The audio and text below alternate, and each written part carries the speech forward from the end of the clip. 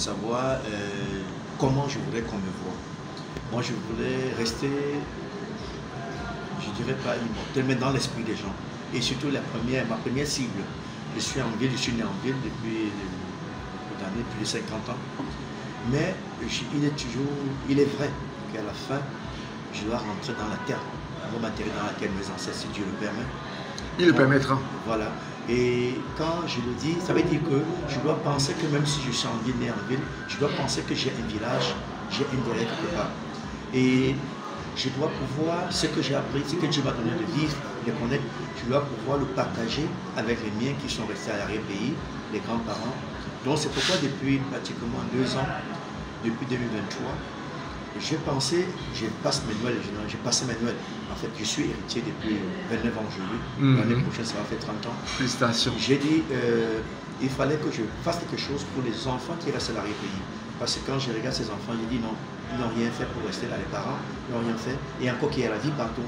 Et je les vois plus épanouis. Ils sont au village, ils peuvent manger dans une bio, ils peuvent se promener, ils peuvent aller à la rivière. C'est des expériences qui nous manquent, qui manquent à nos enfants qui sont en ville. Et j'ai dit, il fallait que Noël, que ces enfants, comme la fête de Noël, généralement c'est une fête des enfants. Tout à fait. Il faudrait que ces enfants vivent Noël. Ouais. Donc c'est venu comme ça en esprit. J'ai dit, j'ai mis en place un concept baptisé Noël en couleur. Noël en couleur, j'ai créé Noël en couleur, n'ayant pas assez de moyens parce que j'ai fait un budget qui allait autour de 350 000. Exact. J'avais misé sur 150 enfants. Ouais. Il fallait payer les kits, il fallait payer un peu de poisson, un peu de jus, ainsi de suite. Ouais. Bon, quand j'ai regardé tout ça, c'était autour de 350 000. N'ayant pas ces moyens, je me suis dit, qu'est-ce que j'ai fait? J'ai lancé, on a créé une diaspora de l'église de l'évangélique de Poutier. Ouais. Nous, les frères qui sont à l'extérieur, il y a les gens en Europe, voilà, il y a Moulé. Exactement. Ils se sont appropriés le projet, ils ont accepté, ils m'ont accompagné. La première année, c'était très bien, les gens ont apprécié. Super. En 2023, c'était bien. On a remis, parce que bon, à un moment, je voulais me décourager. Non. On a remis le projet en marche. Heureux, cette année encore, ça conduit un processus plus exceptionnel parce que il y a eu, au lieu de 150, on est passé à 200.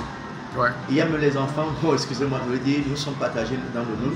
Il y a des familles chrétiennes, dans toutes les familles, on a des chrétiens, on a des musulmans. Ouais. Les enfants des musulmans ayant appris qu'il va y avoir une manifestation des enfants de Noël, ils sont venus. C'est les enfants. Il y a eu des enfants, on a partagé avec les enfants. Donc pour revenir à la question, quelle image que j'aimerais que la société, comment je voudrais qu'on me voit. Oui. Moi je voulais rester dans l'esprit. Surtout les enfants, là, c'est quelque chose qui me marque. D'accord. Je voulais être positif. Ouais. C'est pourquoi, tantôt tout à l'heure, j'ai dit, j'aime rendre des services.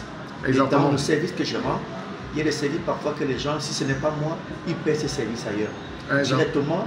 Donc c'est plus facile pour les gens de me contacter pour faire le bénévolat. Et en plus de ce bénévolat, ils sont exigeants, alors qu'ils ne payent pas. Bon, mais je pense avec beaucoup de fair play. Mais aujourd'hui, avec l'enseignement que j'ai reçu ce matin, ça me fait comprendre que si je veux me lancer dans une activité lucrative, si je veux créer une entreprise, je dois être sérieux envers moi. Le sérieux, ça dépend. Il faut que j'ai la ressource. Parce que chaque employé mérite son salaire. Vous êtes la ressource déjà. Merci. Je vous félicite de penser aux enfants. Mais vous savez, les enfants vous donnent l'énergie pour aller courir. Mais ils n'ont pas l'argent pour vous payer. Tout à fait. Maintenant, vous voulez que les enfants vous voient comme leur papa, qui s'intéresse à eux à Noël et qui rêve de devenir comme vous à terme. Mais il faut de l'argent pour ça. C'est ça. Bon, maintenant, comment vous voulez que les gens qui peuvent payer vos services vous voient? Voilà, j'en venais. Aujourd'hui, les enfants. Ma fierté, l'autre jour, j'étais au village, je ne fais pas un mois, 2 ou 3 semaines sans le village. Quand j'arrive, les dessous me surpris. Les enfants m'appellent oh, Papa Noël, Papa Noël. Ils vont grandir avec cette image. C'est bien. Or, moi, j'étais juste, comment on dit ça, l'éclaireur de cet événement, comme ça par l'esprit. Et heureusement pour moi, les gens m'ont accompagné. Maintenant, comment je voudrais que ceux à qui je vais peut-être proposer des services, ou bien ceux à qui je fais des choses, comment ils me voient. Je voudrais qu'ils me voient en termes de solutions à ce qu'ils attendent. que quand ils me voient en termes de logistique, en termes d'événementiel, quand ils disent que attends, tout l'événementiel, que ce soit peut-être, bon je ne souhaite pas le deuil, que ce soit les funérailles, que ce soit les mariages, les anniversaires, pourquoi pas même au niveau du business, les conteneurs à importer, à exporter, à importer. Parce que la logistique, quand je dis logistique, il y a le transit qui rentre en ligne, il y a l'événementiel qui est là, mais toujours est-il que la logistique, c'est le bras séculier de toutes ces activités. D'accord. Monsieur Dia, nous sommes en train de faire le diagnostic de votre situation avant de voir dans quelle mesure on va attaquer les 5 métiers de l'IA. Mais je me rends compte que vous êtes un passionné de la logistique. C'est déjà ça. On va faire un petit exercice tout à l'heure. Dès que je vais arrêter, on va faire un petit exercice. Vous allez ouvrir votre téléphone, on va installer l'IA. Vous allez lui raconter tout ce que vous racontez là. Et on va lui poser une question pour vous permettre de percevoir votre ligne éditoriale. Cet exercice ça fait partie de notre travail.